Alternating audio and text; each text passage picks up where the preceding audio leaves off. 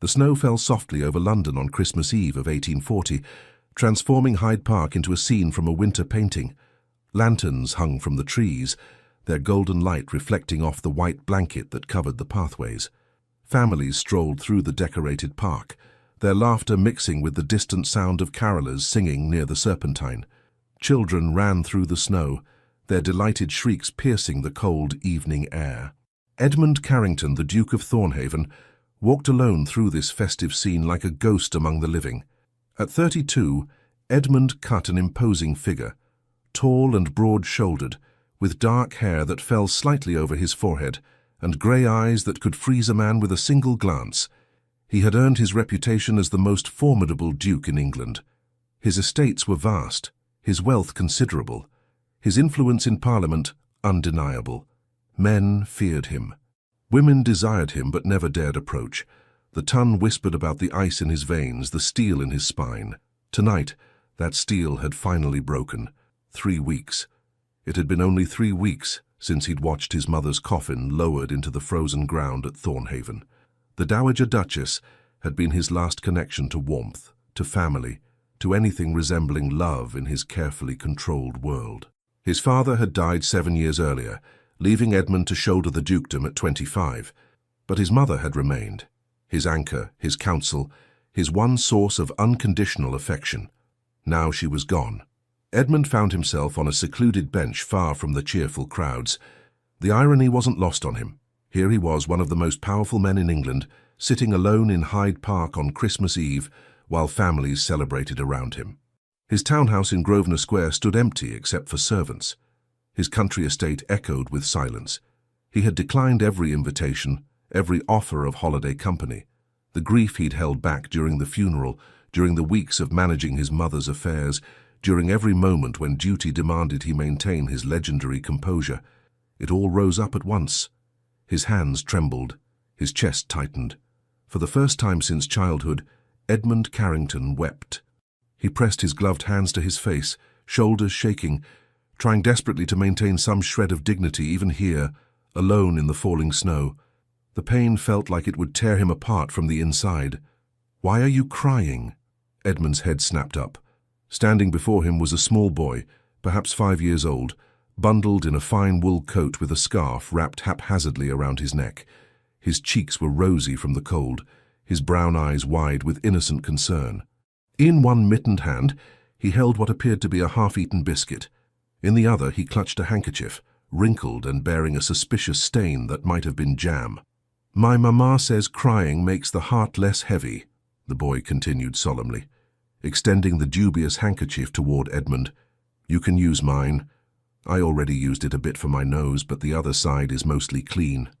Edmund stared at the child, completely at a loss. In his entire adult life, no one had ever acknowledged his vulnerability. No one had ever dared. Yet here was this tiny person offering comfort with the simple directness only a child possessed. Edmund's voice came out rough. He cleared his throat. "Thank you, but I couldn't possibly. Are you sad because it's Christmas?" The boy didn't wait for an answer. Instead, he climbed onto the bench beside Edmund with the ease of someone who'd never learned to fear dukes or social hierarchies. "I was sad at Christmas last year because my papa had just gone to be with the angels. But Mama says the angels needed him more than we did, which seems rather selfish of the angels if you ask me, but Mama says I mustn't say such things." The boy's matter-of-fact delivery startled a sound from Edmund. Not quite a laugh, but close. "Your father, he passed away. Last winter." The boy nodded seriously. "He got very sick, and then one day he just went to sleep and didn't wake up. Mama cried for ages, but then she said we had to be brave and that Papa would want us to still have Christmas and be happy." He studied Edmund with disconcerting intensity. "Are you alone too? Is that why you're crying?" Edmund found himself unable to lie to those earnest brown eyes. "Yes, my mother died recently." "Oh!" The boy's expression filled with such genuine sympathy that Edmund felt his throat tighten again. "That's terribly sad. Mamas are the best thing in the whole world. Well, except for puppies, but puppies don't give hugs quite as well." He paused thoughtfully. "You should have a new mama then." "I'm afraid that's not quite how it works, but it should work that way." the boy interrupted with the confidence of someone who had clearly given this matter serious consideration. When Mrs. Henderson's cat died, she got a new cat, and now she's happy again. You should get a new mama. Despite everything, Edmund felt the corners of his mouth twitch. One cannot simply acquire a new mother. No, I suppose not. The boy sighed dramatically, then his face brightened with sudden inspiration. But you know what? You could have mine. Well, not have her like she's your mama. That would be silly because you're grown up. But you could... He struggled to find the right words, his small face scrunched in concentration. Edmund waited, oddly captivated by this strange little creature who had invaded his solitude. How you could come to our house and have Christmas with us, the boy finally declared triumphantly. My mama makes the most delicious biscuits in all of England, and she knows how to make sad people feel better. She's very good at it. She made me feel better when Papa died, and Mrs. Henderson when her cat died, and even our cook when her sister moved to Yorkshire. That's very kind, but... And she's alone too. The boy was warming to his theme now, bouncing slightly on the bench. Well, not alone because she has me, but she doesn't have a husband anymore. And sometimes I hear her crying at night when she thinks I'm asleep. Papa used to make her laugh all the time, and now she mostly only smiles at me, which is nice. But I think she should have more reasons to smile, don't you? Edmund found himself genuinely moved by the boy's obvious love for his mother. I'm certain your mother is very fortunate to have such a thoughtful son. I'm Oliver, the boy announced, extending his sticky hand. Oliver Hartwood. I'm 5 3/4, which is nearly 6, which is nearly grown up. Edmund shook the small hand gravely. Edmund Carrington. I'm 32, which I'm told is actually grown up, though some days I wonder. Oliver's eyes grew round. Carrington? Like the Duke of Thornhaven? Mama pointed out your house once when we drove past Grosvenor Square. She said you're the most important duke in all of London. One of them, perhaps. Did you know, Oliver leaned in conspiratorially, that your house has 17 chimneys? I counted them. Well, Mama counted them because I can only count to 10 properly, but I helped. Edmund felt something warm and unfamiliar bloom in his chest, something that felt dangerously close to affection. This ridiculous, wonderful child with his biscuit crumbs and his earnest concern and his complete lack of fear was exactly what Edmund's frozen heart needed at this moment. Oliver! Oliver! A woman's voice called out, tinged with panic. Oliver Hartwood, where have you gone? That's Mama! Oliver jumped up, still holding Edmund's hand. Mama, Mama, over here! I've found someone who needs your help! Edmund tried to stand, to compose himself, to somehow transform back into the formidable Duke of Thornhaven before this woman arrived, but Oliver's grip on his hand was surprisingly strong, and his face was still wet with tears, and there was absolutely no way to salvage his dignity. A figure emerged from between the trees, moving quickly through the snow. She was petite, wrapped in a dark blue cloak, her bonnet slightly askew as if she'd been running. As she came closer, Edmund could see she was perhaps 28 or 30, with delicate features and brown eyes that currently reflected both relief at finding her son and alarm at the situation she'd found him in. She stopped dead when she saw Oliver holding hands with a tall, dark-haired gentleman whose expensive greatcoat and aristocratic bearing were unmistakable even through his obvious distress. Oliver! Her voice came out as a mortified whisper. What are you? Your Grace! She recognized him, and her face flooded with color. I am so terribly sorry. Oliver, release his Grace's hand this instant. But, Mamma, he's sad, Oliver protested, tightening his grip on Edmund's hand. His Mama died just like Papa did, and he was crying all alone, and it's Christmas Eve, we can't just leave him here. The woman, Mrs. Hartwood, Edmund's mind supplied, looked like she wanted the ground to swallow her whole. Oliver, his Grace is... The Duke has... You cannot simply... She took a deep breath, clearly trying to gather her composure. When she spoke again, her voice was carefully controlled, though her cheeks remained pink with embarrassment. Your Grace, please forgive my son's forwardness. He sometimes forgets his manners in his enthusiasm to help others. Oliver, come here at once. But Edmund surprised himself by speaking first. Please don't apologize. Your son has been unexpectedly kind. I find I'm grateful for the company. Mrs. Hartwood's eyes widened slightly. She studied his face, still marked with tears despite his attempts to compose himself, and something softened in her expression. "Mama, I told him about your biscuits," Oliver said proudly, "and about how you make everyone feel better. And I said he should come have Christmas with us because nobody should be alone on Christmas, and Papa would say that's the right thing to do, wouldn't he?" "Oliver." Mrs. Hartwood's voice held equal parts exasperation and affection. She looked at Edmund with obvious mortification. "Your Grace, I cannot apologize enough. My son has a very generous heart, but he doesn't quite understand the boundaries of— Are your biscuits truly as delicious as he claims?" Edmund heard himself ask. Mrs. Hartwood blinked, clearly not expecting the question. Yes, I suppose they're quite good. I use my grandmother's recipe with cinnamon and—" She stopped, seeming to realize the absurdity of discussing biscuits with the Duke of Thornhaven in Hyde Park on Christmas Eve. "Your Grace, surely you have plans for the evening." Oliver shouldn't have presumed— "I have no plans." The admission came out more starkly than Edmund intended. "My mother recently passed, and I find myself— He couldn't finish. The grief rose up again, catching in his throat.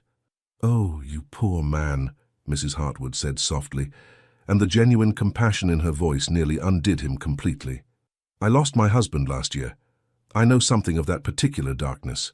Their eyes met, and in that moment, Edmund saw someone who truly understood. Not someone offering empty condolences or awkward platitudes, but someone who had walked through the same valley of grief. "See, Mama." Oliver tugged on both their hands now, having somehow acquired his mother's as well. "You can help him, that's what you do, you help people." Mrs. Hartwood bit her lip, clearly torn between propriety and compassion. Edmund watched her internal struggle with unexpected intensity, realizing that he desperately wanted her to extend the invitation her son had offered, not because of duty or charity, but because something about this small family had already begun to thaw the ice around his heart. "Your Grace," she said finally, her voice gentle, "if you truly have no other commitments this evening, and if you could forgive the informality and the certain chaos that comes with a 5-year-old's presence, Oliver and I would be honored to share our Christmas Eve supper with you. There will be biscuits," Oliver added enthusiastically, "and Mama always makes too much food anyway, and I know lots of stories and songs, and—" "Oliver, breathe," his mother said with a small smile before turning back to Edmund. "Truly, Your Grace, you would be most welcome. Our home in Mayfair is modest compared to your own, I'm certain, but there's warmth and good food and—" She hesitated. "And perhaps we could all use the company on what can be a rather lonely evening." Edmund knew he should decline. This was the widow of the Honourable Charles Hartwood. He'd known Charles slightly, a decent fellow, younger son of the Marquis of Ashford. The social difference between a duchess and the widow of a second son was considerable, though not insurmountable. But more than that, he barely knew these people. Accepting such an invitation was irregular at best.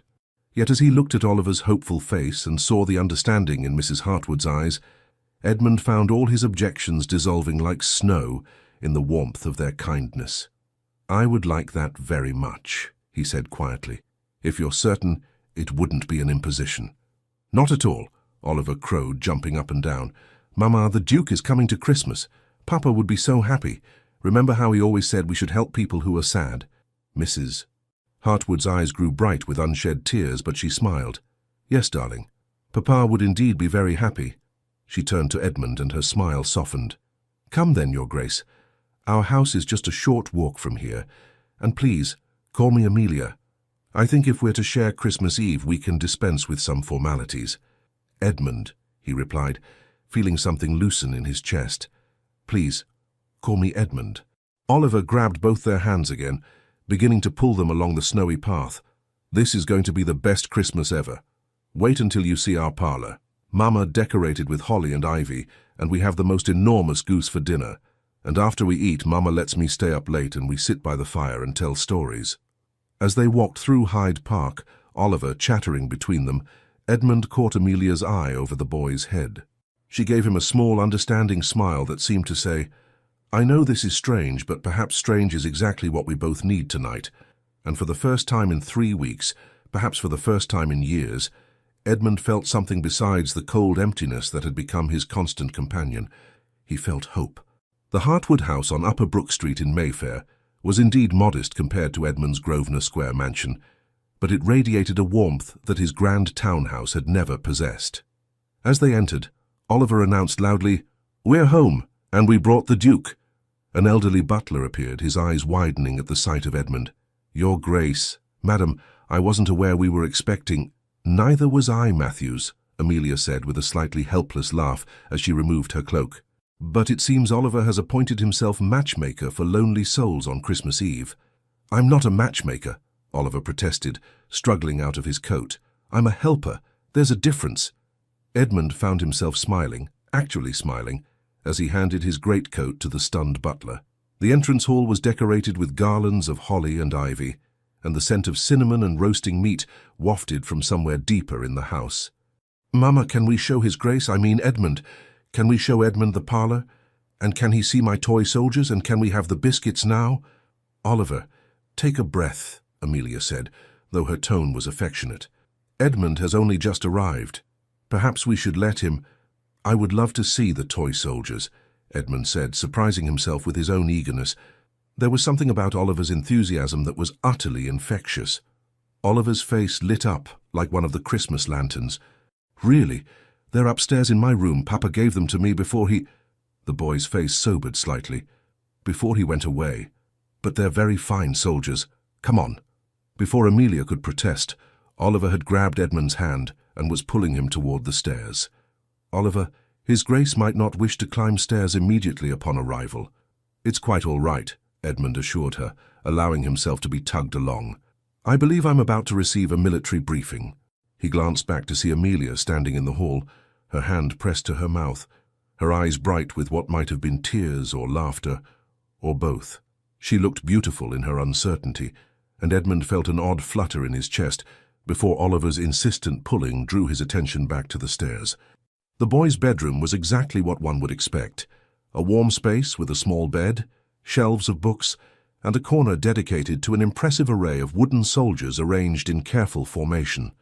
"You see," Oliver said seriously, dropping to his knees beside the soldiers, "these are the infantry and these are the cavalry, and this one here with the fancy hat is the general.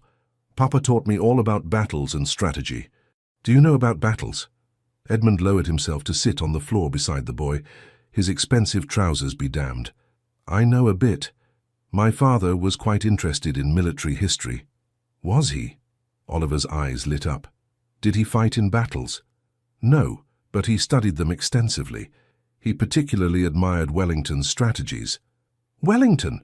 The one who beat Napoleon?" Oliver began rearranging his soldiers with renewed energy. "That's what Papa said too. Look, I can show you the Battle of Waterloo, well, sort of. I don't have quite enough soldiers for the whole battle, so we have to pretend some of them are doing double duty." Edmund found himself genuinely engaged as Oliver explained his limited understanding of the famous battle, mixing historical details his father had taught him with pure 5-year-old imagination. The boy's enthusiasm was captivating, his complete lack of pretense refreshing. "You know," Oliver said suddenly, abandoning the soldiers to study Edmund's face, "you look much less sad now. Mama says that's what happens when people have something besides sadness to think about. She says sadness is important because it means we love someone very much, but we can't let it be the only thing in our hearts." Edmund felt his throat tighten. "Your mother sounds very wise." "She is," Oliver said proudly. "She's the wisest person I know, and the prettiest, and the best at hugs, and the best at everything, really." He paused. "Do you think she's pretty?" The question was so direct, so innocent, that Edmund couldn't help but laugh. "I've only just met your mother, Oliver." "But you have eyes, don't you?" Oliver persisted with impeccable 5-year-old logic. "You can see if someone is pretty right away. I knew Mrs. Henderson was pretty the first time I saw her, even though she's very old, probably nearly 40. Edmund bit back another laugh. "Well, yes, your mother is. She's very lovely." "I knew it!" Oliver bounced excitedly. "You think she's pretty? That's good because she deserves someone who thinks she's pretty. Papa always told her she was beautiful, and I think she misses hearing it." His face grew serious again. "Does anyone tell you that you're handsome?" Edmund blinked, completely thrown by the shift. That's not really—" "Because you are," Oliver said matter-of-factly. "Very handsome. Dark and brooding, like the hero in one of Mama's novels that she thinks I don't know about. She reads them when she thinks I'm asleep, and sometimes she sighs at the romantic parts.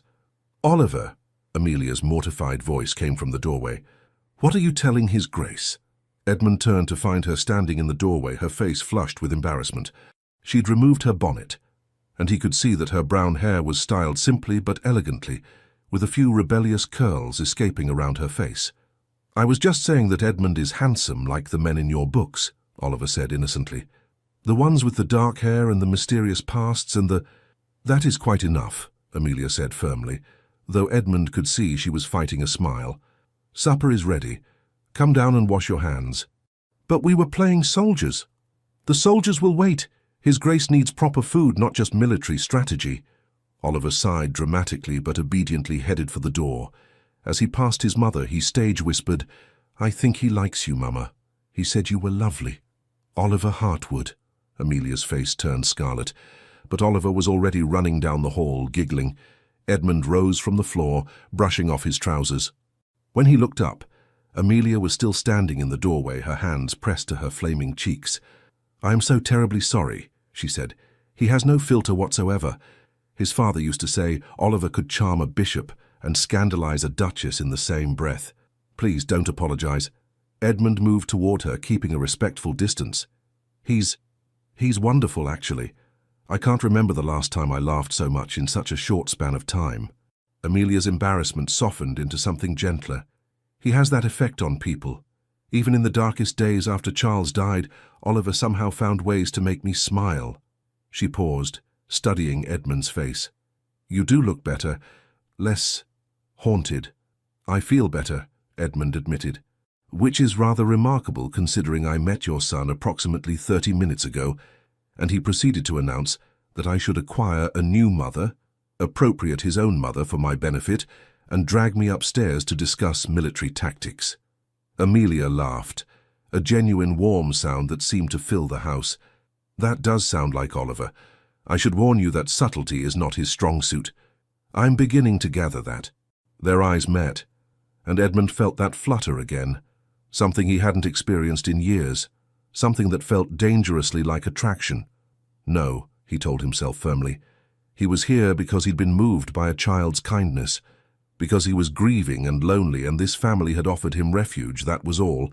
But as Amelia smiled at him, her eyes crinkling at the corners, Edmund had to admit that perhaps Oliver wasn't entirely wrong about his mother being lovely. Perhaps she was beautiful, actually. Shall we go down to supper? Amelia asked, breaking the moment. Before Oliver eats all the rolls himself. Edmund offered his arm, and after a moment's hesitation, she took it. As they descended the stairs together, he heard Oliver's voice from the dining room, clearly speaking to the servants. We have the Duke of Thornhaven for Christmas. I found him in the park, and he was sad, so I brought him home. Mama says it's important to help people, and Papa always said Christmas was about family, and now the Duke can be part of our family for tonight. Edmund felt Amelia tense slightly beside him.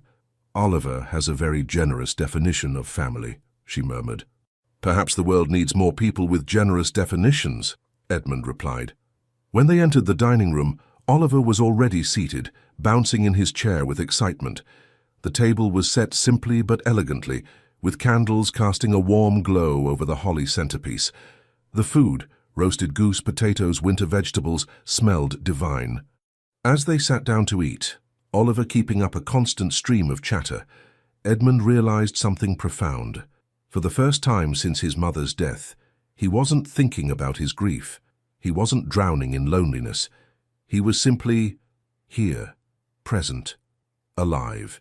And it was all because of a 5-year-old boy who'd seen a stranger crying and decided to share his mother.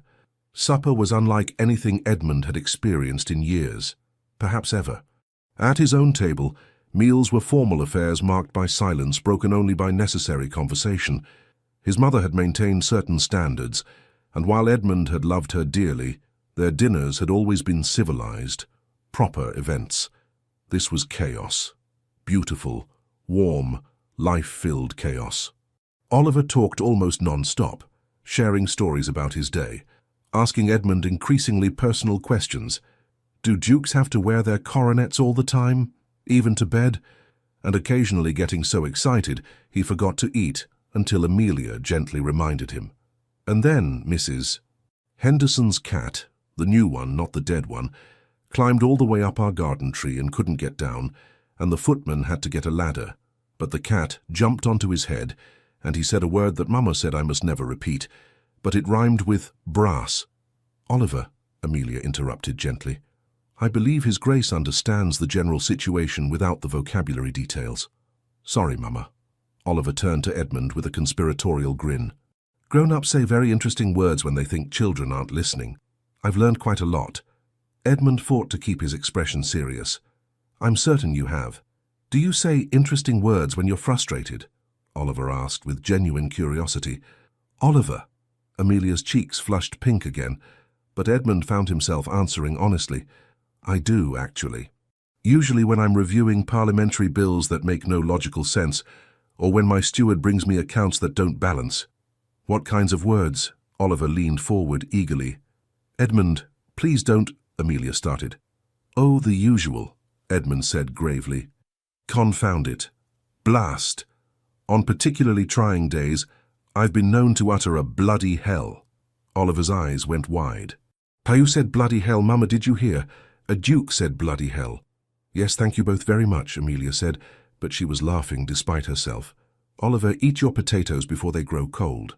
Edmund caught her eye across the table and saw genuine amusement there, mixed with something that might have been appreciation. It occurred to him that she was probably accustomed to people treating her son with distant politeness or barely concealed annoyance.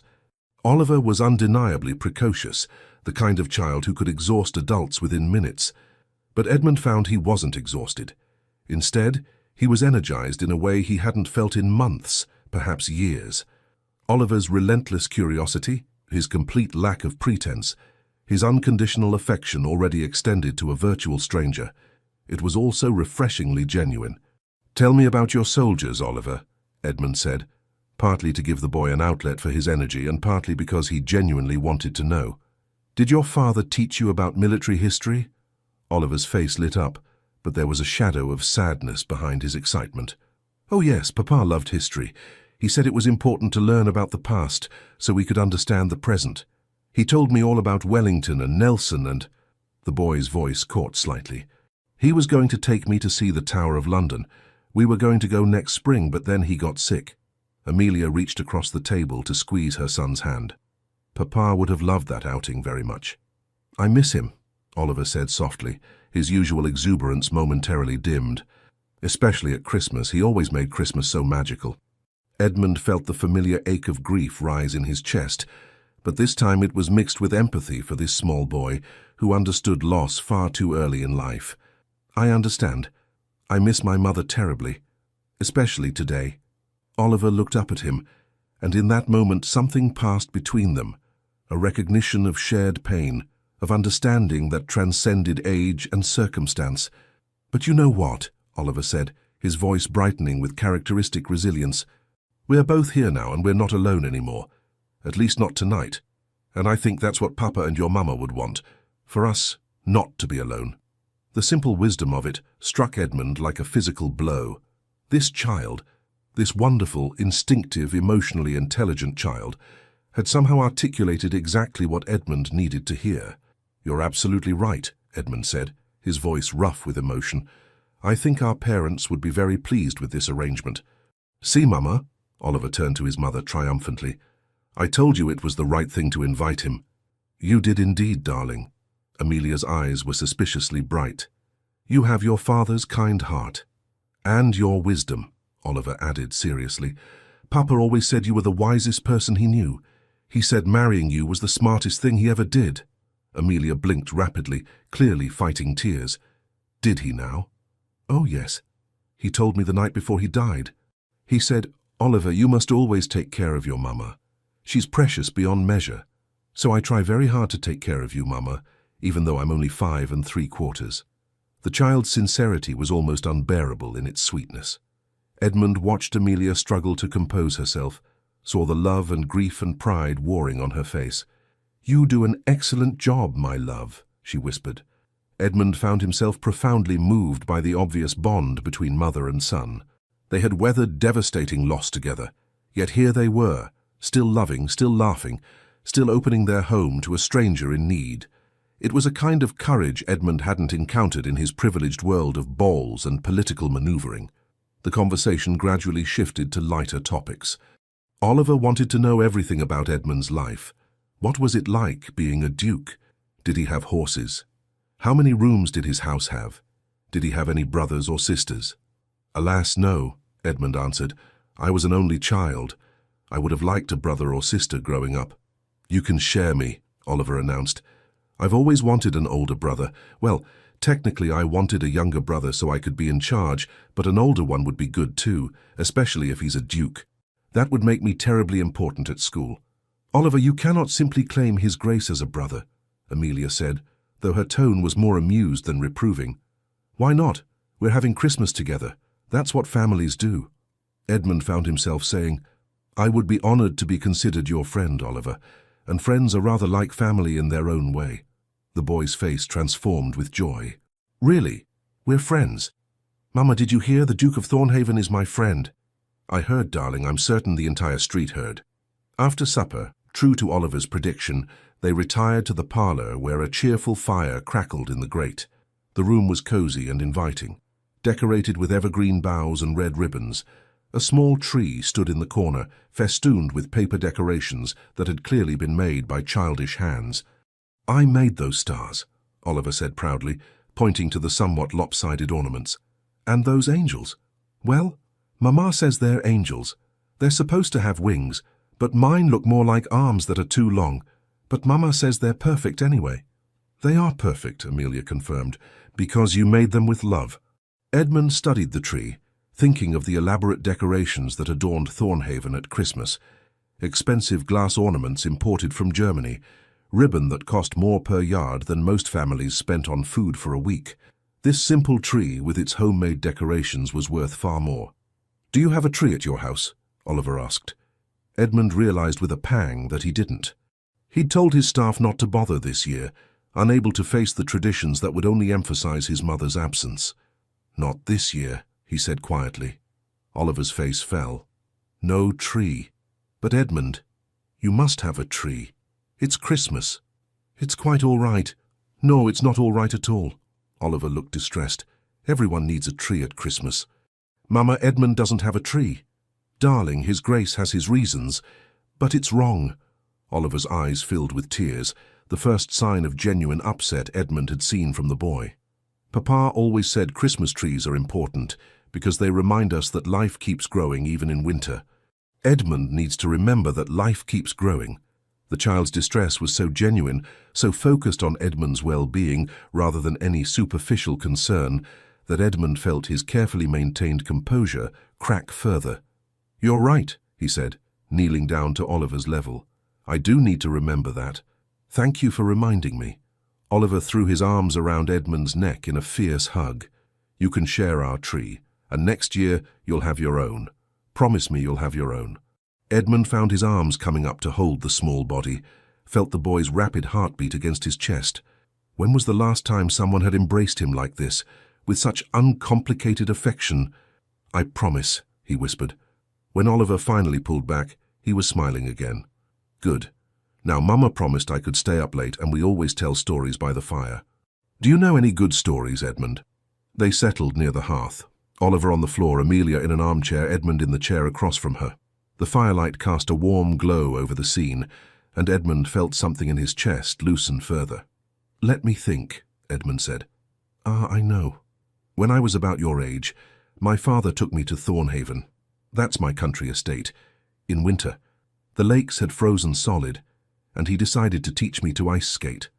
Oh, I've never been ice skating. Oliver's eyes went wide. What happened? Well, I was quite confident that I could simply walk onto the ice and glide about like I'd seen others do.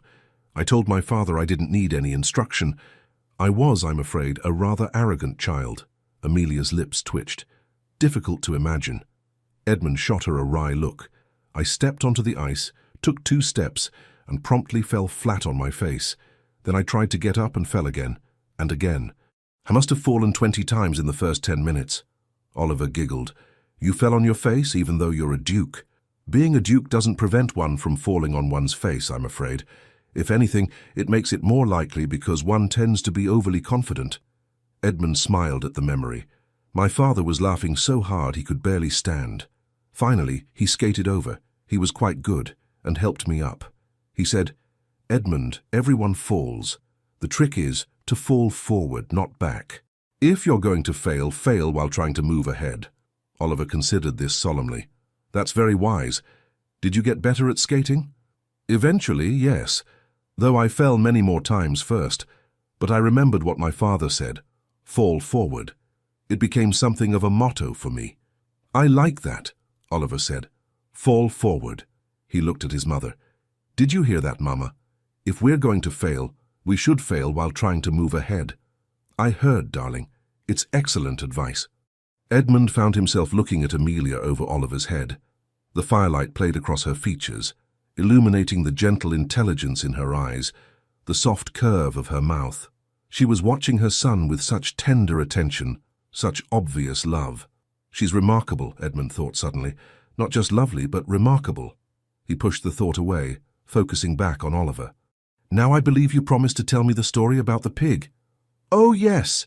Oliver launched into a rambling tale about their neighbour's escaped pig that had somehow ended up in their garden, eaten all of Amelia's roses, and then refused to leave until it had been fed an entire loaf of bread. The story was probably embellished considerably, but it was told with such enthusiasm that Edmund found himself laughing genuinely, the kind of deep, unguarded laughter he hadn't experienced in months. As the evening wore on, Oliver gradually grew quieter, his energetic chatter giving way to longer pauses. Finally, his head drooped onto his mother's lap. "Someone is ready for bed," Amelia said softly, stroking her son's hair. "No, I'm not," Oliver protested weakly, his eyes already half closed. "I'm just resting my eyes so I can hear Edmund's stories better." "Of course you are, darling." Edmund stood. "I should take my leave. It's growing late, and you need to get this young man to bed." But Oliver's eyes snapped open. "No, you can't leave. It's Christmas Eve. You're supposed to stay until at least midnight. That's when Christmas officially starts." "Oliver, His Grace has been more than patient with us." "Please?" Oliver sat up, suddenly wide awake again with the resilience of childhood. "We haven't even had the biscuits yet, and Mama was going to play the pianoforte and sing carols, and I wanted to show Edmund my storybook about knights." Edmund looked at Amelia uncertainly. "I don't wish to overstay my welcome." "You're not," she said, and there was something in her voice, a warmth, a sincerity that made his heart skip. "Truly, if you'd like to stay longer, we'd be delighted. The biscuits are quite good, and I confess I've enjoyed the evening immensely." Their eyes met again, and Edmund felt that dangerous flutter intensify. There was something happening here, something beyond simple kindness or holiday charity, something that both thrilled and terrified him. "Then I would be honored to stay for biscuits and carols," he said. Oliver cheered, his exhaustion apparently forgotten, and scrambled off his mother's lap. "I'll go get my storybook. Don't eat all the biscuits while I'm gone." As the boy raced from the room, Amelia smiled apologetically. "I really don't know where he gets the energy." "It's wonderful," Edmund said honestly. "He's wonderful." "He is rather special," Amelia agreed, her voice soft with maternal pride. "Though I'm certain I'm biased." She paused, seeming to gather courage. "Edmund, I want you to know I realize this evening has been rather unconventional, but I'm glad Oliver found you in the park. I'm glad we could offer you some companionship tonight." "I'm the one who's grateful," Edmund replied. "I came to that park contemplating the bleakest Christmas of my life. Your son's kindness, your kindness, has transformed this evening into something quite different. Oliver has a gift for seeing what people need. His father was the same way." Amelia's expression grew distant. Charles could walk into a room and immediately know who was struggling, who needed a kind word. Oliver inherited that from him. "You must miss him terribly." "I do, every day." She looked at Edmund directly. "But grief is a strange companion, isn't it? Some days it's overwhelming, and other days it's just a dull ache. And then there are moments like tonight, when I realize I can still laugh, still enjoy myself, and the guilt of that enjoyment is almost worse than the grief itself." Edmund understood completely. "Yes, exactly that." It helps, I think, to be around someone who understands. Amelia's smile was sad but genuine. Most people offer sympathy but don't truly comprehend. They haven't lost someone who was the center of their world. Before Edmund could respond, Oliver burst back into the room with a large, well-worn storybook. "Here, this is my favorite. It's about Sir Galahad and his quest for the Holy Grail. Can you read it to me, Edmund? Mama's read it 100 times, and I want to hear how you tell it." And so Edmund found himself reading aloud about knights and quests, while Oliver sat pressed against his side, occasionally interrupting to point out particularly exciting illustrations or to add his own commentary. Amelia retrieved a plate of biscuits, which were indeed as delicious as promised, and they ate while Edmund read, the scene so domestic and warm that he felt something deep inside him begin to thaw. "This," he thought, "this is what I've been missing. Not just company, not just distraction from grief, but connection. Genuine, unpretentious, warm, human connection." When Oliver finally began to yawn too widely to hide, Amelia insisted he go to bed. The boy extracted a promise from Edmund to visit again soon, before allowing himself to be led upstairs. Edmund waited in the parlor, listening to the soft sounds of Amelia settling her son for the night, the creak of floorboards, the murmur of voices, the click of a door. When she returned, she carried 2 glasses of sherry. "I thought you might like something warming before you venture back out into the cold," she said, handing him a glass. "Thank you." He accepted it gratefully. "Your son is remarkable, Amelia. Truly. He is, isn't he?"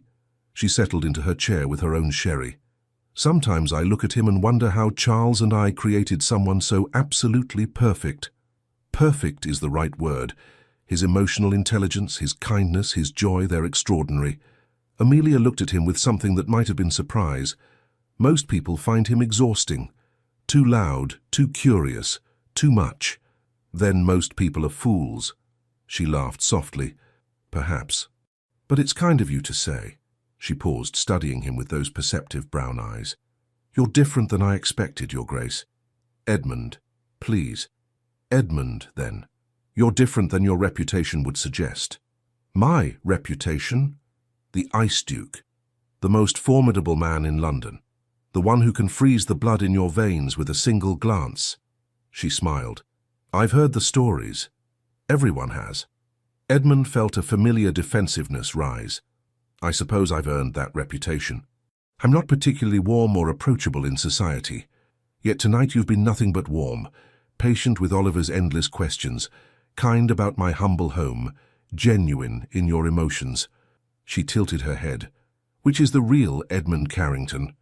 It was such a direct question that Edmund found himself answering with equal directness. "Both, perhaps. Society requires a certain armor. One doesn't maintain a dukedom by being soft. But underneath—" He paused, searching for words. "Underneath, I suppose I'm just a man who misses his mother and doesn't know how to navigate the world without her." "We're more alike than different, then," Amelia said softly. "I spent the first 6 months after Charles died pretending I had everything under control, smiling at social calls, managing the household, being strong for Oliver. And then one day I simply collapsed in the garden and cried for 3 hours straight. What happened then? Oliver found me. He was only 4. He climbed into my lap and said, 'Mama, it's okay to be sad, Papa would understand.' And somehow, hearing that from my 4-year-old son, I realized I'd been trying too hard to be strong. That grief isn't weakness. It's love with nowhere to go." Edmund felt tears prick his eyes. That's beautiful and terrible and true." "Yes." Amelia sipped her sherry. "So here we are. 2 people who understand that particular truth, sharing Christmas Eve because my son has the instincts of a matchmaker." The word matchmaker hung in the air between them. Edmund's heart rate increased. "He's quite determined, isn't he?" Edmund said carefully. "Terribly." Amelia's cheeks colored slightly. "I apologize if his enthusiasm made you uncomfortable. He's gotten it into his head that I need someone, not to replace his father, he's very clear on that, but someone to share life with." "And do you want that?" The question escaped before Edmund could stop it. Amelia looked startled, then thoughtful. "I don't know," she said honestly. "Charles was my best friend, my partner in everything. The thought of trying to recreate that with someone else seems impossible. Yet I confess I'm lonely. Not all the time. Oliver fills so many hours with his energy, but in the quiet moments, yes, I miss having someone to share thoughts with, someone to discuss the day's events with, someone to simply sit with in companionable silence. Edmund understood completely. My mother was my closest confidant. She was the one person I could be entirely myself with. Without her, I feel rather adrift. Exactly. Amelia's eyes held his. And then Oliver brings home a grieving duke on Christmas Eve, and suddenly I'm sitting with someone who actually understands.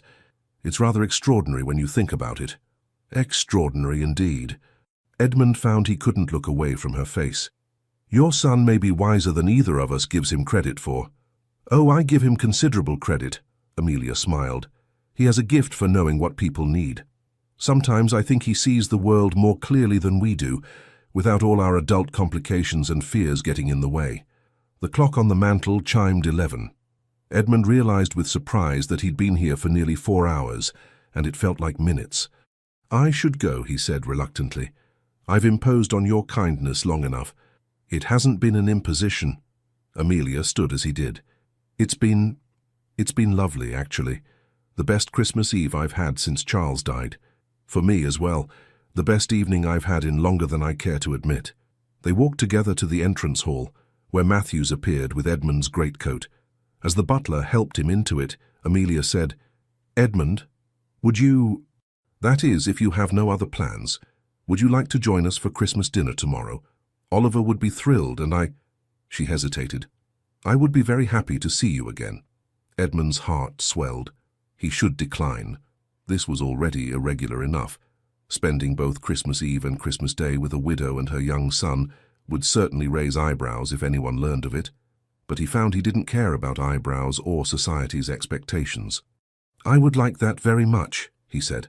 Amelia's smile was radiant. Wonderful. Shall we say 2 o'clock? That gives Oliver time to terrorize his presence in the morning and hopefully wear himself out somewhat. 2 o'clock, Edmund agreed. He hesitated, then added, Amelia, thank you. For everything, for seeing a stranger crying and not turning away, for opening your home, for sharing your son, for understanding. Thank you for accepting our invitation, for being kind to Oliver, for... She paused, something soft and uncertain crossing her face, for reminding me that there can still be joy in life. Their eyes held for a long moment, and Edmund felt something shift irrevocably in his chest. This wasn't just gratitude or appreciation for kindness. This was something more, something that both excited and terrified him. Good night, Amelia. Good night, Edmund. Merry Christmas.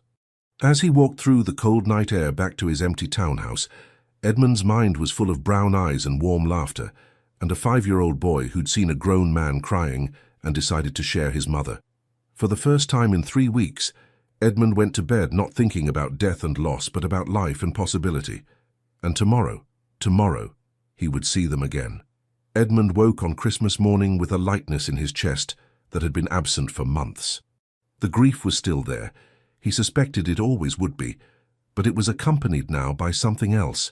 Anticipation, hope, the memory of Oliver's earnest face as he'd offered his handkerchief, Amelia's understanding smile across the dinner table, the warmth of their home, so different from his own grand, echoing spaces. He spent the morning reviewing correspondence and attempting to focus on estate matters, but his mind kept wandering to Upper Brook Street. Finally, he gave up the pretense of work and devoted himself to the more pressing matter of gifts. Showing up to Christmas dinner empty-handed would be unconscionable, but what did one give to a widow and her precocious son? Edmund consulted with his butler, who suggested toys for the boy and perhaps flowers for the lady. Something more personal, I think, Edmund said thoughtfully. The child mentioned he enjoys military history, and Mrs. Hartwood, she deserves more than standard flowers. By the time he left for the Hartwood residence, Edmund carried a carefully wrapped box containing a complete set of lead soldiers, more detailed and historically accurate than Oliver's wooden ones, and a leather-bound first edition of a collection of poetry by William Wordsworth for Amelia. He'd remembered her mentioning that she enjoyed reading in the evenings, and Wordsworth seemed appropriately thoughtful without being too intimate. Matthews opened the door before Edmund could knock, his expression carefully neutral, though his eyes held a gleam of approval. His Grace, the Duke of Thornhaven, he announced unnecessarily, as Oliver came barreling down the hallway. "Edmund, you came. Mamma said you would, but I was worried you might have had Duke business and forgotten about us." "I could never forget about you," Edmund said, surprised by how much he meant it. He knelt down to Oliver's level. "Merry Christmas, my friend." "Merry Christmas." Oliver threw his arms around Edmund's neck in an enthusiastic hug. "I got so many presents. A new book and a wooden horse and, oh, Mama, come quickly." Edmund brought presents. Amelia appeared from the parlor, and Edmund's breath caught. She wore a dress of deep green that brought out the warmth in her eyes, her hair arranged elegantly. She looked beautiful, not in the elaborate, fashionable way of society ladies, but with a natural grace that made his heart race. "Your Grace, Edmund," she corrected herself with a smile. "Merry Christmas. You didn't need to bring anything." "It's Christmas," Edmund replied, rising to his feet. "Of course I brought gifts, though I fear they're rather modest." "Presents!" Oliver bounced excitedly. "Can I open mine now, Mama? Can I?" "Manners first," Amelia reminded him gently. "Take his Grace's coat, and then we'll go to the parlor." Oliver carefully took Edmund's greatcoat, which immediately dragged on the floor given the boy's height, and handed it to Matthews with exaggerated ceremony before grabbing Edmund's hand. "Come on. We have a goose again, and Mama made plum pudding, and there's so much food I'll probably explode, but in a good way." The parlor was warm and festive, decorated with the same simple charm as the previous evening. A modest pile of presents sat beneath the tree, and Edmund noticed that Oliver had already opened several. "Father Christmas was very generous this year," Amelia said, following his gaze, "though I suspect he might have gone slightly overboard." "Father Christmas knows that Oliver deserved extra presents for being such a good boy," Oliver announced confidently, "and because he was very good at cheering up sad dukes." Edmund laughed. "I cannot argue with that logic." He handed Oliver the box, and the boy tore into it with the enthusiasm only a 5-year-old could muster. When he saw the soldiers, his eyes went wide. Oh, Mama, look, they're so detailed. This one has a real sword, and this one has a cannon, and Edmund, these are magnificent." The boy immediately sat down and began arranging them, narrating an elaborate battle scene. Edmund watched with satisfaction, then turned to offer Amelia her gift. "This is far too generous," she protested, but she was already carefully unwrapping the book. When she saw the title, her eyes lit up. "Wordsworth. Edmund, this is beautiful. A first edition? I recalled you mentioning that you enjoy reading. I thought you might appreciate it." "I do, very much." She ran her fingers over the leather binding with obvious appreciation. "This is incredibly thoughtful. Thank you." Their eyes met, and Edmund felt that flutter again, stronger now, more insistent. He was beginning to recognize it for what it was. Attraction. Deep, genuine attraction to this woman who combined kindness with intelligence, strength with vulnerability. "I have something for you as well," Amelia said, seeming flustered. She retrieved a small package from beside the tree. "It's nowhere near as grand as your gifts, but..." Edmund opened it to find a pair of hand-knitted gloves, the wool soft and expertly crafted. "Did you make these?" "I did. I wasn't certain what to give a duke who undoubtedly has everything, but I noticed your gloves last night were rather worn, and I thought..." She trailed off, embarrassed. "It's foolish, really. You probably have dozens of fine leather gloves." "These are perfect," Edmund interrupted. "Truly, the most thoughtful gift I've received in years." He tried them on. They fit perfectly, the wool warm against his skin. "How did you know my size?" "I'm rather observant," Amelia said with a small smile. "An unexpected benefit of managing a household. One learns to judge measurements." "Edmund," Oliver called, "you must come see how I've arranged the cavalry. They're about to charge the infantry." Edmund joined the boy on the floor, and soon they were both engrossed in an elaborate battle reenactment. Amelia watched them with an expression Edmund couldn't quite read, something between amusement and wistfulness. Dinner was another warm, chaotic affair. Oliver kept up his constant chatter, this time mixing Christmas excitement with detailed questions about Edmund's estates. How many horses do you have? 100? 1,000? And his life in general. Do you have to go to parties all the time? That sounds exhausting. Unless there's cake at the parties, cake makes everything better. After the meal, Oliver insisted on showing Edmund every single one of his Christmas presents, providing detailed explanations and demonstrations. Edmund found himself genuinely interested, asking questions that made the boy beam with pride. "You're very good with him," Amelia said quietly, when Oliver had run upstairs to fetch yet another toy. "Most adults have lost patience by now." "He's easy to be good with," Edmund replied. "He's enthusiastic and curious and surprisingly wise for his age. I find myself enchanted, I suppose, by his view of the world." Charles felt the same way. Amelia's voice was soft. "He used to say that Oliver reminded him why life was worth living, because our son sees wonder in everything. Your husband sounds like he was a remarkable man." "He was. Kind, intelligent, funny. He made every day feel like an adventure." She paused. "I never expected to be a widow at 28. Never imagined raising Oliver alone. Some days it still doesn't feel real." Edmund moved closer, his voice gentle. "How did he die, if you don't mind my asking?" "A fever.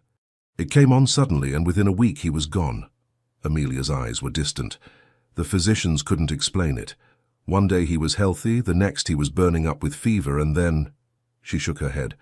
"Oliver was only 4. Too young to fully understand. He kept asking when Papa would come home. That must have been unbearable." "It was. Still is some days." She looked at Edmund directly. "But life continues, doesn't it? We carry our grief, but we also carry on. For the ones who need us." Before Edmund could respond, Oliver thundered back down the stairs with a wooden horse that was nearly as large as he was. "Look! Father Christmas brought me Prince. He's a destrier. That's a war horse, and he's very brave." The afternoon passed in a blur of play and conversation. As evening approached, Oliver began to droop despite his best efforts to stay energetic. Finally, Amelia insisted he go to bed. "But I want Edmund to stay," Oliver protested. "He can't leave yet. Edmund has been here all afternoon, darling. He needs to go home." "Can't he come back tomorrow?" Oliver's lip trembled. "And the day after, and the day after that." "We'll see," Amelia said, but she was looking at Edmund with a question in her eyes. Edmund found himself saying, "I would very much like to visit again if your mother permits it." "Of course," Oliver brightened immediately. "Mamma, you permit it, don't you?" "Yes, darling. Now off to bed with you." Oliver hugged Edmund tightly before heading upstairs. "You're my best friend, Edmund, even better than Tommy from next door, and he has a real pony." After the boy disappeared upstairs, Edmund and Amelia sat in the parlour with the companionable silence that had developed between them. The fire crackled softly, casting dancing shadows on the walls. "He's going to be heartbroken when you stop visiting," Amelia said quietly. "I worry about letting him grow too attached." Edmund felt a flash of something almost like panic at the thought of not seeing Oliver again, not seeing Amelia again. "What if I don't want to stop visiting?" he asked. Amelia looked at him, surprise and something else, hope, flickering in her eyes. "Edmund, these 2 days, Christmas Eve and today, they've been the happiest I've felt in months, years perhaps. Oliver is extraordinary, and you—" He paused, choosing his words carefully. "You understand me in a way no one else does. When I'm here I feel like myself, like the person I was before I had to build walls to protect myself." "I feel the same way," Amelia admitted. "When you're here, it's easier to breathe, easier to remember that life can still hold joy." She hesitated. "But Edmund, you must understand. Oliver has already lost his father. I cannot let him come to depend on you only to have you disappear when you return to your regular life. What if I don't want to disappear?" Edmund leaned forward. "What if I want this, visits, conversation, friendship, to be part of my regular life? Are you certain? The novelty of a precocious 5-year-old can wear thin quickly." "I don't believe it will. Oliver reminds me of why life matters, of how to see wonder in simple things. I need that." "And what do you need from me?" Amelia asked, her voice barely above a whisper. Edmund met her eyes. "Understanding. Companionship. Someone who doesn't expect me to be the ice duke every moment." He paused. "Friendship." The word friendship felt insufficient for what he was feeling, but Edmund wasn't ready to examine those feelings more closely. Not yet. Amelia smiled, though there was something wistful in it. "Then, friendship it shall be. You're welcome here whenever you wish, Edmund. Truly." They talked long into the evening, sharing stories of their childhoods, their losses, their hopes for the future. Edmund found himself revealing things he'd never told another soul, his insecurities about the dukedom, his loneliness, his fear that he was becoming as cold as his reputation suggested. "You're not cold," Amelia said firmly. "You're guarded. There's a difference. Cold people don't cry in parks or play soldiers with 5-year-olds or look at a Christmas tree with such longing." "I suppose you're right," Edmund smiled ruefully. "My father always said emotions were weakness. I spent years trying to prove I had none. And now? Now I'm realizing that emotions might be the only thing that makes life worth living." When Edmund finally left that night, he found himself reluctant to go. The walk back to Grosvenor Square felt longer, colder. His townhouse, when he entered it, seemed more cavernous than ever. But he had somewhere to return to now. Someone who welcomed him. A small boy who called him friend, and a woman whose smile made his heart race. It was more than he'd had in a very long time. The pattern of visits continued through the winter. Edmund found excuses to stop by Upper Brook Street several times a week, bringing books for Oliver, discussing household matters with Amelia, simply sitting by the fire and talking. He told himself it was because of Oliver, because the boy brought him such joy, but increasingly, Edmund had to admit the truth.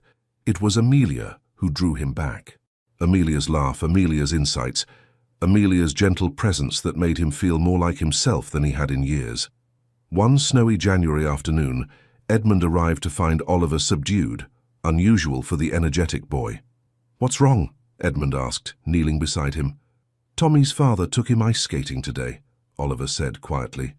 "On the Serpentine. I wanted to go, but Mama said it wasn't proper for us to go alone." His lip trembled. "I miss having a papa to do things with." Edmund's heart clenched.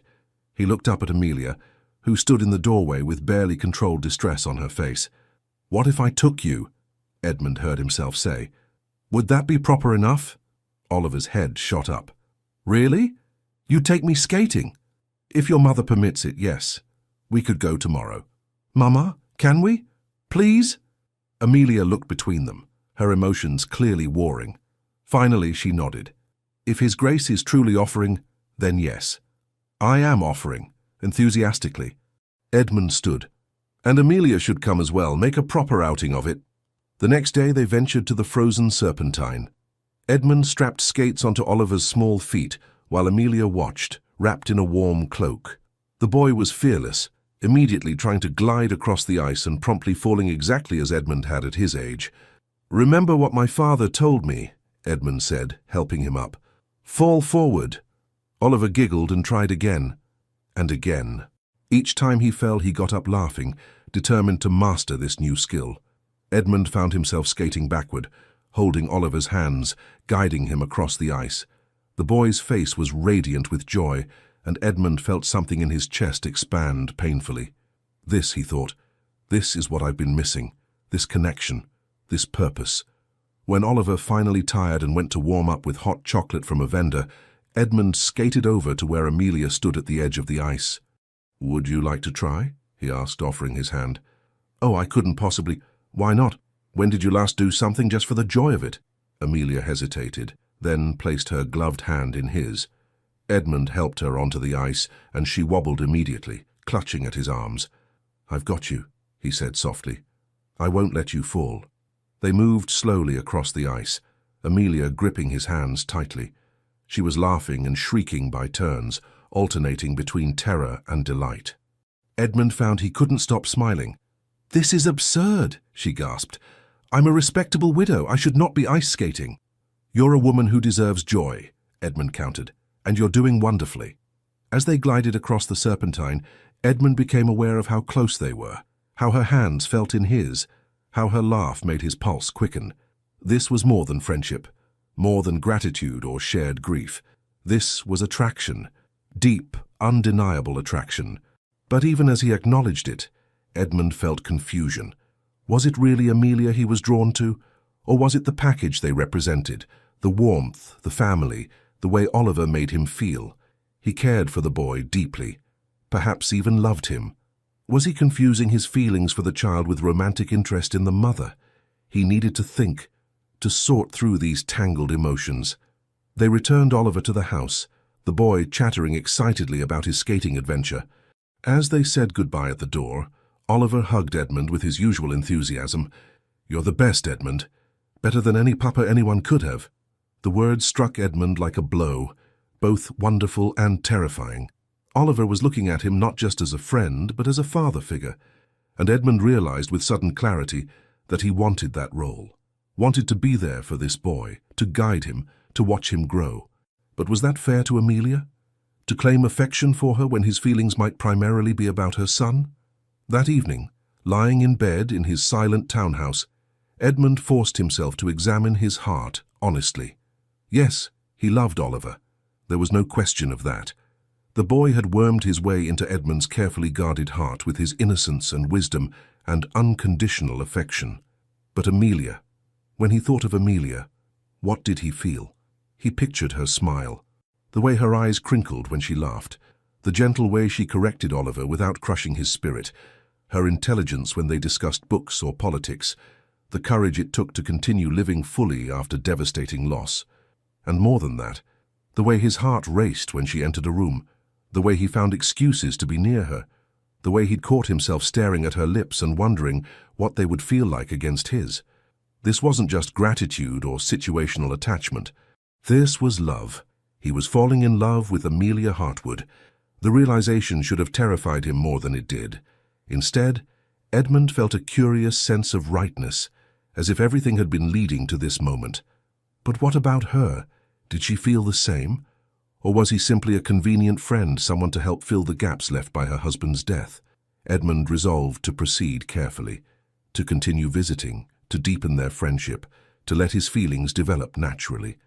And perhaps in time, he would know if Amelia could ever see him as more than Oliver's friend.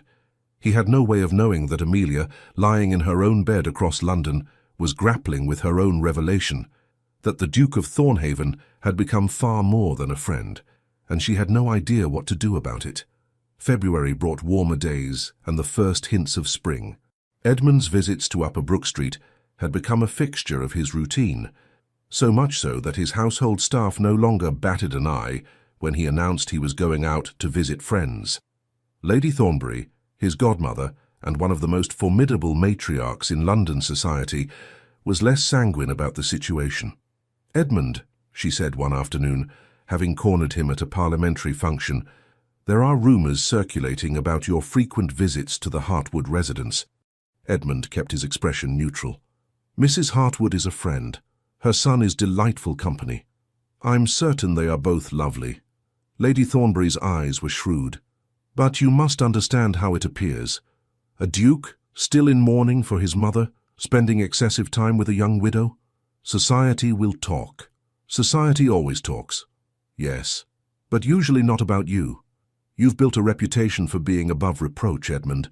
Don't compromise that for what?" Edmund's voice hardened. "For friendship? For the first genuine happiness I've felt in years?" Lady Thornbury softened slightly. "I'm not trying to be cruel, my dear. I'm trying to protect you. If you have intentions toward Mrs. Hartwood, that's one thing. But if you're simply enjoying the novelty of domestic life, you're being unfair to her and to her son." Her words struck uncomfortably close to Edmund's own fears. "I would never hurt them. Not intentionally, perhaps. But Edmund, you must ask yourself, what exactly are your intentions? Because that boy has clearly adopted you as a surrogate father, and his mother looks at you with with more than simple friendship." "Does she?" Edmund wanted to ask. But he wouldn't reveal his uncertainty to Lady Thornbury. "I'm sorting through my feelings," he said stiffly. "I would appreciate your discretion while I do so." "You have it, always." Lady Thornbury squeezed his arm. "But Edmund, sort quickly. The longer this continues without clarity, the more difficult it becomes for everyone involved." The conversation haunted Edmund for days. He knew his godmother was right. He couldn't continue in this limbo forever. But every time he resolved to have a serious conversation with Amelia about his feelings, something stopped him. What if she didn't feel the same way? What if their friendship was enough for her, and his confession ruined everything? More terrifying still, what if she did have feelings for him, but only because he provided stability and companionship in her widowhood, not because of any genuine romantic attachment. The answers came unexpectedly on a grey March afternoon. Edmund arrived at Upper Brook Street to find the house in unusual chaos. Matthews looked flustered as he opened the door. "Your Grace, perhaps this isn't the best time—" Mama, it hurts!" Oliver's wail came from upstairs. Edmund didn't wait for permission. He took the stairs 2 at a time, following the sound to Oliver's room. Amelia sat on the bed, holding her son, who was sobbing inconsolably, his face flushed with fever. "What happened?" Edmund demanded. Amelia looked up, and he saw the fear in her eyes. "He was fine this morning, but then he said his throat hurt, and now he's burning up with fever. The physician is on his way, but—" Her voice broke. "It's how Charles started, the same symptoms." Understanding crashed over Edmund. She was terrified, not just because her son was ill, but because illness had taken her husband. Edmund moved to the bed, sitting on Oliver's other side. The boy's eyes were glassy with fever, his small body trembling. "Oliver," Edmund said gently, "look at me, my friend." The boy's eyes focused on him with difficulty. "Edmund, my throat hurts terrible." "I know. The physician is coming to make you better." "I don't want to go be with the angels like Papa," Oliver whispered, and the fear in his young voice was heartbreaking. "I don't want to leave Mama alone." "You're not going anywhere," Edmund said firmly, though his heart was racing. "You're going to get better, and then we're going to go flying kites in Hyde Park like I promised. Remember?" "Promise." Oliver's hand found Edmund's. "Promise I won't die?" Edmund couldn't speak past the lump in his throat. He looked at Amelia and saw tears streaming down her face, saw her trying desperately to be brave for her son. Without thinking, Edmund gathered them both into his arms, Amelia on one side, Oliver on the other. "I promise we're going to do everything possible to make you well, and I'm not going anywhere. I'll stay right here with both of you." "You will?" Amelia's voice was barely a whisper. "Yes." Edmund met her eyes over Oliver's head. "For as long as you need me. For as long as you'll have me." The physician arrived and examined Oliver thoroughly. After what felt like an eternity, he pronounced it a throat infection. Serious but treatable with rest, fluids and certain herbal preparations. "Not what took his father?" Amelia asked, her voice shaking. "No, madam. This is quite different. The boy should recover fully in a week or so." The relief was so intense that Amelia swayed on her feet. Edmund caught her, supporting her weight. "Thank you, Dr. Harrison," he said, his arm around Amelia's waist. "Please send your bill to my address in Grosvenor Square." "That's not necessary," Amelia started. "It is to me," Edmund said firmly. After the physician left, they settled Oliver in bed with cool cloths and the prescribed medicine. The boy fell into a fitful sleep, and Edmund convinced Amelia to come downstairs for tea. She sat in the parlour, shaking despite the fire's warmth. Edmund poured her tea with hands that weren't entirely steady themselves. "I'm sorry you saw me fall apart," Amelia said quietly. "I try so hard to be strong for him." "You are strong, but you don't have to be strong alone." Edmund sat beside her, closer than propriety strictly allowed. "Amelia, I need to tell you something." She looked at him, her eyes still red from tears. "I've been visiting you and Oliver for months now," he began. "Initially I told myself it was because Oliver brought me such joy, because his innocence and wisdom helped me heal from my mother's death. And that's true. He does, and it did. Edmund, please let me finish." He took a breath. "But somewhere along the way I realized that my feelings had evolved, that it wasn't just Oliver drawing me here. It was you, Amelia. Your strength, your kindness, your intelligence. The way you make me laugh. The way you understand me without judgment. The way my heart races when you walk into a room." Amelia's teacup rattled in its saucer. She set it down carefully. "I fought it," Edmund continued. "I questioned whether I was confusing my affection for Oliver with romantic feelings for you, whether I was simply drawn to the idea of a family rather than to you specifically. But this afternoon, when I saw you terrified and trying so hard to be brave, when I realized I would do anything to protect both of you, I knew. This isn't about novelty or convenience or even about Oliver, as much as I love that boy. This is about you, Amelia. I'm falling in love with you. Perhaps I've already fallen." Silence stretched between them. Amelia stared at him, her expression unreadable. "I know it soon," Edmund rushed on. I know you're still grieving Charles, and I would never ask you to forget him or to— Edmund, stop. Amelia's voice was gentle but firm. Stop talking and let me speak. He fell silent, his heart pounding.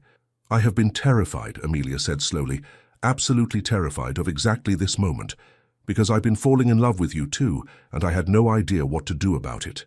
Edmund's breath caught. When Oliver brought you home that first night, I saw a grieving man who needed kindness. I offered it because Charles would have wanted me to, because it was the right thing to do. I never expected— She paused, seeming to gather her thoughts. I never expected to look forward to your visit so desperately, to find myself thinking about you at odd moments, to catch myself hoping you would arrive soon or stay longer, to feel my heart race when you smiled at me. Amelia, I felt guilty, she continued. Charles has been gone barely more than a year. What kind of widow falls in love again so quickly? What kind of mother lets a man into her son's life knowing that Oliver is already far too attached? Tears spilled down her cheeks. But Edmund, when I saw Oliver sick today, when I was spiraling into panic about losing him the way I lost Charles, you were there. You held us both. You promised to stay. And I realized something. What? Edmund asked softly. That love isn't betrayal. That Charles would want me to be happy, want Oliver to have someone who loves him as you so clearly do. That maybe, you were exactly what Oliver said that first night. Someone we both needed. Edmund cupped her face in his hands, wiping away her tears with his thumbs. I love you, Amelia. Not because you're convenient, not because of Oliver, but because you are remarkable. You are strong and kind and brave and beautiful, and I want to spend every day of my life proving that you can trust me with your heart. I love you too, Amelia whispered. I'm terrified, but I love you. Edmund leaned forward slowly, giving her time to pull away. She didn't. Their lips met in a kiss that was gentle and tentative and perfect. When they finally parted, both were breathless. Mama! Edmund! Oliver's weak voice called from upstairs. They hurried up to find him awake, looking small and ill in his large bed. You're both here, he said with satisfaction. I dreamed you went away and I was scared, but you're here. We're here, Edmund assured him, sitting on one side of the bed while Amelia sat on the other. Both of us. Oliver's eyes, though fever-bright, were shrewd. Are you going to marry my mama now? Edmund and Amelia exchanged startled looks over the boy's head. Oliver, Amelia gasped. Well, you should, Oliver said reasonably. You love each other, I can tell, and Edmund would be the best papa ever. Not instead of my real papa. Papa will always be my papa. But Edmund could be my now papa, and then we could all be a family properly. Edmund found himself laughing despite the situation.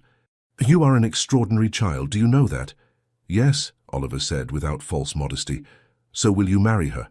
Oliver, that's not something to decide when you're feverish, Amelia started, but Edmund was looking at her with an expression she couldn't quite read. Actually, I think it's the perfect time. Clear thinking, no pretense. He turned to Oliver. Would you like me to marry your mama? Truly. More than anything, Oliver said earnestly. Except maybe a pony.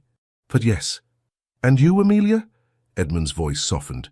I know this is fast, I know it's irregular, but I also know that I want to spend my life with you and Oliver. I want to be there for illnesses and celebrations. I want to fly kites in Hyde Park and have Christmas dinners filled with chaos and laughter. I want to fall asleep beside you and wake up knowing I'm exactly where I belong. Edmund, Amelia's voice shook. Marry me, Amelia. Not because it's expected or convenient, but because we love each other. Because life is short and precious and we've both learned that happiness shouldn't be postponed. Say yes, Mama, Oliver urged. Please say yes. Amelia looked between her son and the man she loved, tears streaming freely now.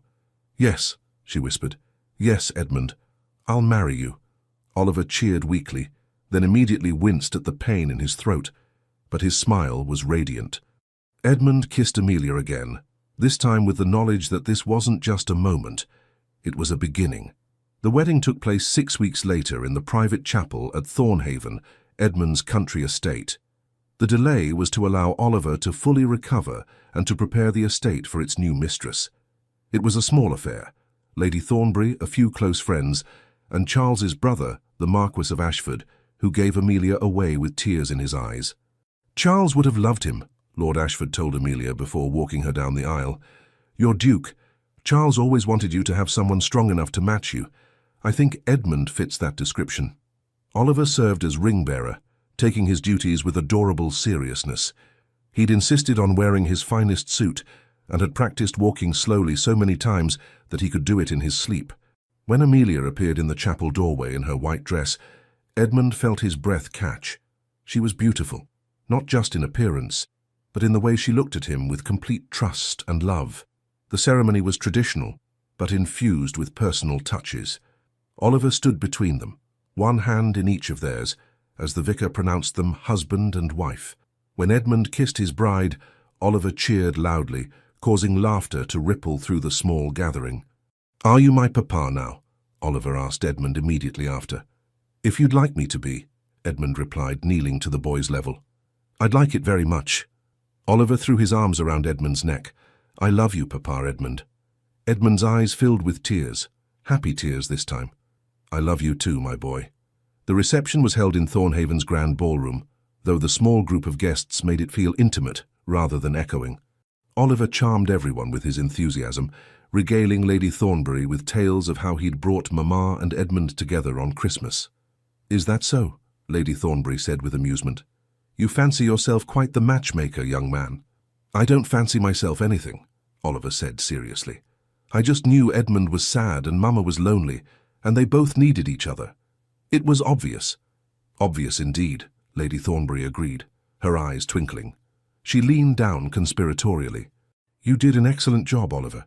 Your new father is a good man and he'll take excellent care of you and your mother."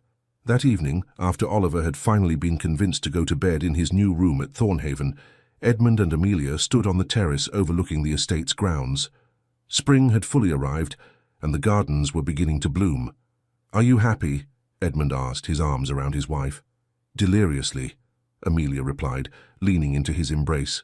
"Though I confess it still feels somewhat surreal. Me, a duchess. You were always magnificent. The title just makes it official." Edmund kissed the top of her head. "Thank you for saying yes, for trusting me with your heart. Thank you for seeing us, Oliver and me, and choosing to stay." She turned in his arms to face him. "I know losing your mother was devastating, but Edmund, I truly believe she would be happy for you, happy that you found love again." "I think so too," Edmund smiled. "She always said I needed someone who wouldn't let me hide behind my walls. You certainly don't allow that." "No, and I never will." Amelia rose on her toes to kiss him. "You're stuck with me now, Your Grace, and with our very enthusiastic son." "Our son," Edmund repeated, savouring the words. "I like the sound of that." They stood together in comfortable silence, watching the sun set over their new life together. Inside, Oliver slept peacefully, secure in the knowledge that his family was whole again. 2 years later, the Christmas of 1842 brought more snow than London had seen in years. Hyde Park was transformed into a winter wonderland, exactly as it had been that fateful Christmas Eve when a small boy had found a crying duke. Edmund stood near the same bench where Oliver had first approached him, but his circumstances couldn't have been more different. Beside him stood Amelia, her hand in his, looking radiant despite the cold, and bouncing excitedly in front of them was Oliver, now 7 and just as energetic as ever. "Papa, Papa, look. The ice is thick enough for skating. Can we go?" "Can we?" "In a moment," Edmund said, smiling at his son's enthusiasm. Even after 2 years, hearing Oliver call him Papa still filled him with joy. "But, Papa—" Oliver stopped mid-sentence, his attention caught by something else. "Oh, that lady looks sad. Should we help her?" Edmund followed his gaze to see a young woman sitting alone on a bench, looking forlorn. He felt Amelia's hand tighten on his arm. "Oliver," she said gently, "not everyone wants help. But Mamma, remember what you told me, about how helping Papa that Christmas was the best thing we ever did." "I do remember," Edmund said, kneeling to Oliver's level. "And you were right to help me. But Oliver, some people need space rather than intervention. We must respect that." Oliver considered this seriously. "How do we know the difference?" "That's a very wise question." Edmund glanced at the woman again. She didn't seem to be crying, just sitting quietly in contemplation. "I think we watch and we listen. If someone seems to need help, we offer it gently. If they decline, we respect that. But you didn't decline when I offered help. No, I didn't. Because in that moment, I desperately needed someone to see me, to acknowledge my pain. You did that perfectly. Oliver thought about this, then nodded. So if the lady wants help, she'll let us know? Exactly. All right then. Oliver turned his attention back to the ice. Can we skate now, please? As they made their way to the Serpentine, Amelia squeezed Edmund's hand. He has your thoughtfulness now, along with his natural compassion. He has your wisdom, Edmund countered. He's an extraordinary blend of both of us. And of Charles, Amelia added softly. I see so much of his father in him. Good, Edmund said sincerely. Charles gave the world an amazing son. I'm honored to help raise him. The skating was chaotic and joyful, exactly as Edmund had come to expect with Oliver involved. The boy had improved significantly in 2 years and delighted in showing off his skills, while still falling regularly and laughing each time. Later, as they walked back toward their carriage, they passed the bench where Edmund and Oliver had first met. Edmund paused, looking at it with a mixture of nostalgia and gratitude. What are you thinking? Amelia asked. That 2 years ago I was the loneliest man in London. I'd lost my mother and couldn't imagine ever feeling whole again. And then a little boy offered me his handkerchief and his mother, and everything changed. We were all broken, Amelia said softly. But somehow our broken pieces fit together to make something whole. Papa, Mama, come on, Oliver called from ahead. We're going to be late for dinner. Coming, Edmund called back. He looked at Amelia and smiled. Shall we go home, Your Grace?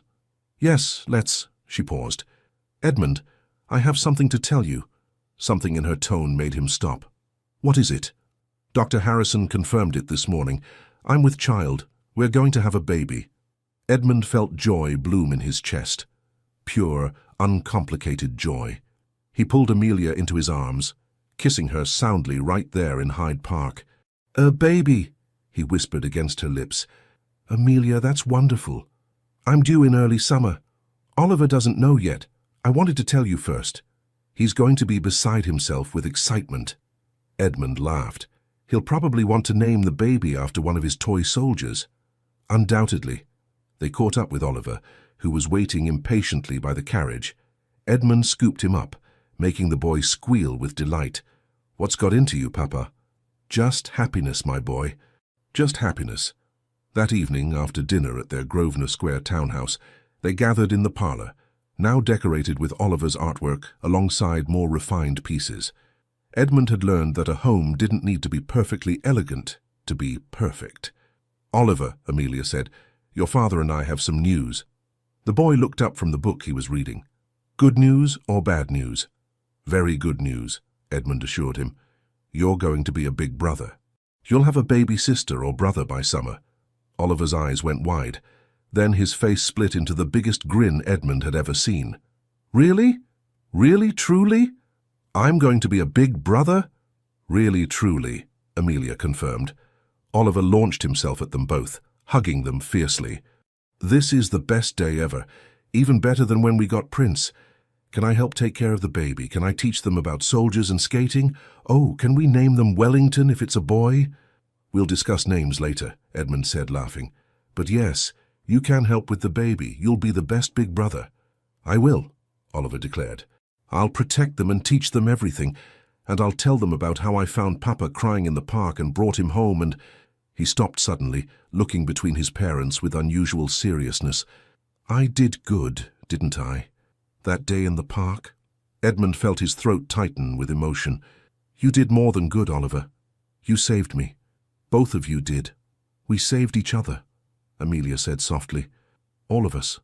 Later, after Oliver had finally gone to bed, with strict instructions to be woken immediately if the baby decided to arrive early, Edmund and Amelia sat together on the sofa.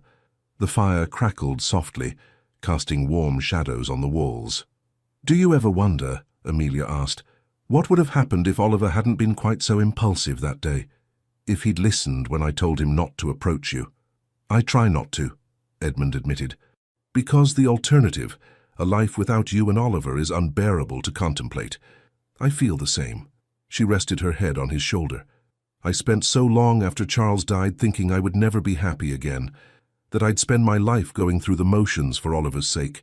And then you appeared, sad and vulnerable and nothing like the Ice Duke everyone warned me about, and everything changed." "The Ice Duke," Edmund said wryly. "I haven't heard that epithet in months. Perhaps I've finally lived it down." "Oh, you're still formidable in Parliament," Amelia assured him with a smile. "Lady Thornbury told me you reduced Lord Wessex to stammering just last week with a single raised eyebrow. Lord Wessex was proposing legislation that would have hurt tenant farmers. He deserved the eyebrow." Amelia laughed, that warm, genuine laugh that Edmund loved so much. "My fierce, protective husband, who plays dolls with our son and cries at sentimental novels." "I don't cry at novels," Edmund protested. "You absolutely do, I've seen you." "Well, perhaps occasionally, when they're particularly moving." They sat in comfortable silence for a while before Edmund spoke again. "Amelia, thank you." "For what?" "For giving me a second chance at family, at love, at life, really. For trusting me enough to let me be Oliver's father. For loving me despite all my flaws and fears." "Edmund, you have it backward." Amelia turned to face him fully. "You're the one who gave us a second chance. You could have walked away that first night, dismissed us as a curiosity. But you stayed. You kept coming back. You chose us, again and again, until we finally had the courage to choose you back." "I think," Edmund said thoughtfully, "that we chose each other. All three of us. For soon," he added, placing his hand gently on Amelia's stomach. "For soon," she agreed, covering his hand with hers. On a warm June day in 1843, Catherine Amelia Carrington entered the world with a healthy cry that could be heard throughout Thornhaven.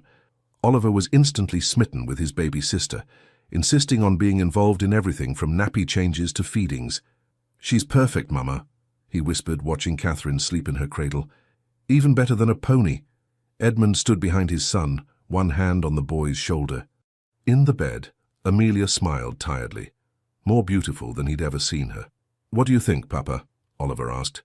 "Do you think Catherine will want to learn about soldiers when she's bigger?" "I think Catherine will want to learn about whatever her brilliant big brother wants to teach her," Edmund replied, "even if she'd rather learn about dolls and tea parties." Oliver wrinkled his nose. "Even then, because the best gift you can give your sister is accepting her for whoever she becomes." Oliver considered this seriously. "That's what you did for me, isn't it? Accepted me even when I was loud and asked too many questions?" "You were never too loud or too curious," Edmund said firmly.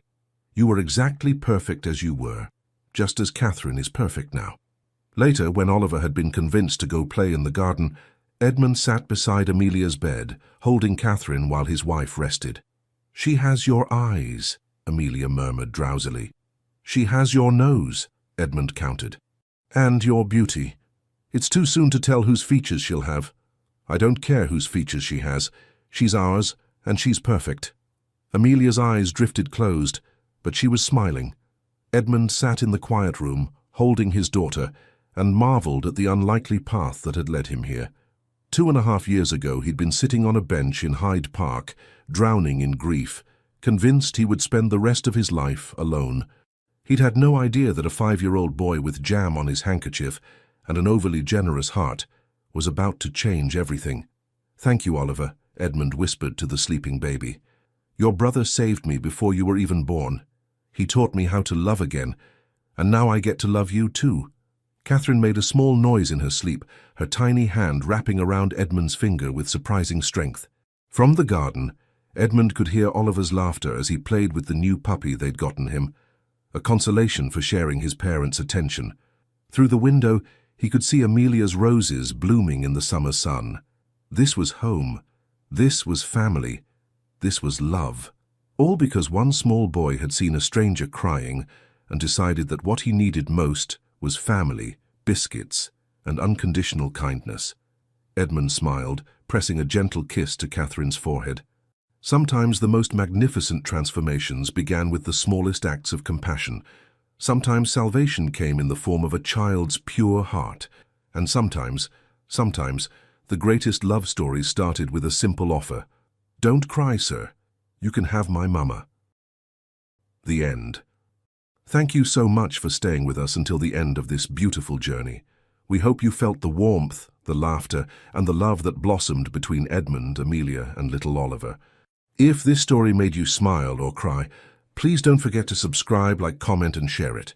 Your support from the bottom of our hearts is what keeps us going, what gives us the strength to keep telling stories filled with love, redemption, and powerful twists. At the end of this video, another emotional story from our channel will appear. Click and continue exploring a world of romance, healing, and unforgettable moments. With love, The Legends of the Fall Team.